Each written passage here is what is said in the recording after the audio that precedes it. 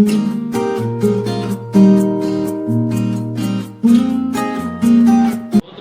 Dear student, जैसे कि हमने पिछले पार्ट में गति के बारे में पढ़ा था। ठीक है बच्चों, आज हम पढ़ते हैं गति के प्रकार। हमने कल विराम अवस्था, गति की अवस्था के बारे में पढ़ा था। आज का जो हमारा टॉपिक आता है गति के प्रकार। जो गति होती है वो बच्चों 3 प्रकार की होती है। ठीक है, गति कितने प्रकार की बताई मैंने आपको? 3 प्रकार की गति होती है। एक तो होती है स्थानांतरीय गति, स्थानांतरीय गति। इंग्लिश में इसको जो हम बोलते हैं वो बोलते हैं ट्रांसलेटरी मोशन बोलते हैं। ठीक है, दूसरी जो गति है ये आती है हमारी घूर्णन गति। दूसरी जो गति आती है हमारी आती है घूर्णन गति, इसे बोलते हैं हम रोटेटरी मोशन बोलते हैं। और जो तीसरी होती है ये हमारी होती है दोलनी गति। ठीक है, या इसे कंपनीय गति भी हम बोलते हैं। सबसे पहले हम बात करते हैं स्थानांतरित गति की। स्थानांतरित गति क्या होती है? यह इस प्रकार की गति होती है कि उसके सभी कण एक साथ समांतर एवं सरल रेखीय पथ पर क्या करें? निश्चित समय में समान दूरी करते हैं, तय करते हैं। मान लिया कि उसके जितने भी कण हैं, उसके जितने भी पार्ट हैं, वो सब समान समय में समान दूरी तय करते हैं। इक्वल टाइम में इक्वल डिस्टेंस ट्रेवल करते हैं। जैसे मान लिया कोई वस्तु है ऊपर से नीचे गिर रही है। मान लिया कोई मार्कर है, अगर मार्कर ऊपर से नीचे गिर रहा है तो उसकी जो जितने भी वस्तु के सारे कण हैं वे कहाँ की ओर गिर रहे हैं? नीचे की ओर गिर रहे हैं और समान समय में गिर रहे हैं और समान दूरी तय करते हैं। जैसे कोई ऊपर से नीचे एक बॉल गिर रही है, या कोई ट्रेन है, जो ट्रेन क्या हो रही है? एक सीधी पटरी पर चल रही है। तो इस प्रकार की जो गति होती है हमारी, उस गति को हम स्थानांतरित गति कहते हैं।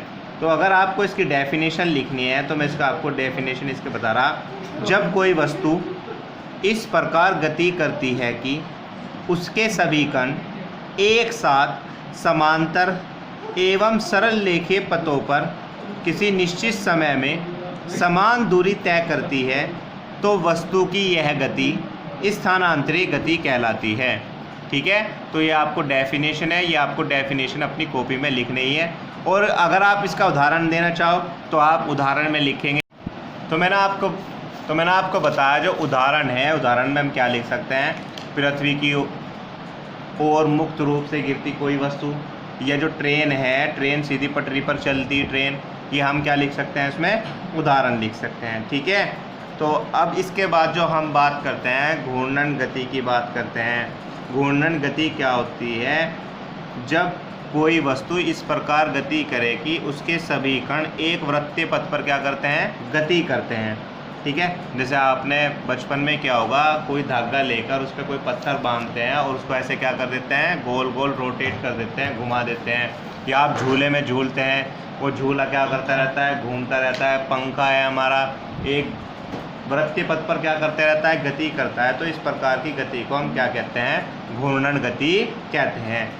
ठीक है, तो जैसे मैं क्या कह रहा हूँ, इसके अगर आपको डेफिनेशन लिखनी है, मैं आपको डेफिनेशन बता रहा हूँ। जब कोई पिंड इस प्रकार गति करता है कि उसके सभी कण वृत्तीय पथ पर गति करें, क्या पर गति करें? वृत्तीय पथ पर गति करें, और जो केंद्र है एक निश्चित रेखा पर हो, जो केंद्र है कहाँ हो? एक निश्चित रेखा पर हो, तो उसकी गति क्या कहलाती है? वस्तु की घूर्णन गति कहलाती है। तो वस्तु की यह गति घूर्णन गति कहलाती है। ठीक है, अगर हमें उदाहरण लिखना है, जैसे पृथ्वी का सूर्य के चारों ओर चक्कर लगाना, ठीक है, ये सब क्या कहलाता है? हमारा घूर्णन गति कहलाता है। इसके बाद हम बात करते हैं दोलनी गति की। दोलनी गति कैसी होती है? जैसे आपने घड़ी देखी होगी, घड़ी में जो पेंडुलम होता है वो इधर उधर क्या करता है? गति करता है। मतलब एक निश्चित पथ के इधर उधर, एक निश्चित पथ के इधर उधर क्या करता है? मुक्त रूप से क्या करता है? गति करता है। इस गति को हम क्या कहलाते हैं? दोलनी गति कहलाते हैं। ठीक है, जैसे पेंडुलम की जो हमारी गति होती है, वो पेंडुलम की गति क्या कहलाती है? दोलनी गति कहलाती है।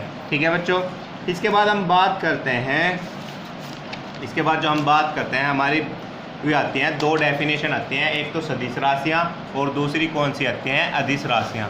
सदिश राशि कौन सी होती हैं? सबसे पहले हम अदिश की बात करते हैं। अदिश राशि हमारी कौन कौन सी होती हैं? इसके बाद हम बात करते हैं कौन सी? अदिश राशियाँ। अदिश राशियाँ कौन कौन सी होती हैं? अदिश राशियाँ वे होती हैं, वे भौतिक राशियाँ जिन्हें केवल परिमाण की आवश्यकता होती है, दिशा की नहीं, क्या कहलाती हैं? अदिश राशियाँ। परिमाण मतलब माना हम कोई वस्तु लेने गए, 5 चावल लेने गए, हम कितने किलो चावल लेकर आए? 5 किलोग्राम। तो जो ये 5 है इसका परिमाण है, मतलब इसका मान है, और किलोग्राम है उसका मात्रक है। तो ये जो 5 होगा ये इसका परिमाण होगा, मतलब इसका मान होगा। तो अदिश राशियाँ क्या होती हैं? वे भौतिक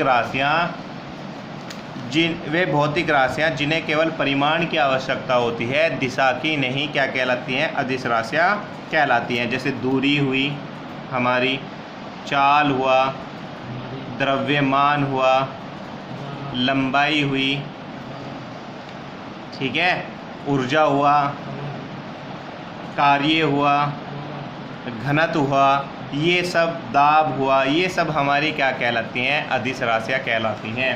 ठीक है, तो आप इनको एग्जाम्पल में भी लिख सकते हैं। तो अदिश राशियाँ क्या होती हैं? वे भौतिक राशियाँ जिन्हें केवल परिमाण की आवश्यकता होती है, दिशा की नहीं, क्या कहलाती हैं? अदिश राशियाँ कहलाती हैं। ठीक है, इसके बाद जो आती है वो आती है हमारी सदिश राशि।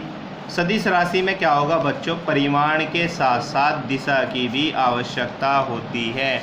तो सदिश राशियाँ क्या कहलाती हैं? वे भौतिक राशियाँ जिन्हें व्यक्त करने के लिए परिमाण के साथ साथ दिशा की भी आवश्यकता होती है, क्या कहलाती हैं? सदिश राशियाँ कहलाती है। जैसे हमारा वेग हुआ, त्वरण हुआ, बल हुआ, ठीक है, ये सब क्या कहलाती हैं? हमारी सदिश राशियाँ कहलाती हैं। और एग्जाम्पल आप बताना चाहो तो विस्थापन आ जाएगा आपका, संवेग आ जाएगा, आवेग आ जाएगा। तो ये सब क्या है? हमारी सदिश राशियाँ कहलाती हैं। ठीक है, तो अदिश राशियाँ आपको क्या बताई है? जिनमें परिमाण के साथ साथ जिनमें सिर्फ परिमाण की आवश्यकता होती है, दिशा की नहीं, अदिश राशियाँ कहलाती हैं। दूरी, चाल, द्रव्यमान, लंबाई, ऊर्जा, कार्य, दाब, ये सब क्या हैं? अदिश राशियाँ हैं। जबकि सदिश राशियाँ कौन कौन सी हैं? जिनमें परिमाण के साथ साथ दिशा की भी आवश्यकता होती है, क्या कहलाती है? हमारी सदिश राशियाँ कहलाती हैं। जैसे वेग हुआ, त्वरण हुआ, बल हुआ, विस्थापन हुआ, संवेग, आवेग हुआ। ठीक है, तो ये सब क्या कहलाती है? हमारी सदिश और अदिश राशियाँ कहलाती हैं।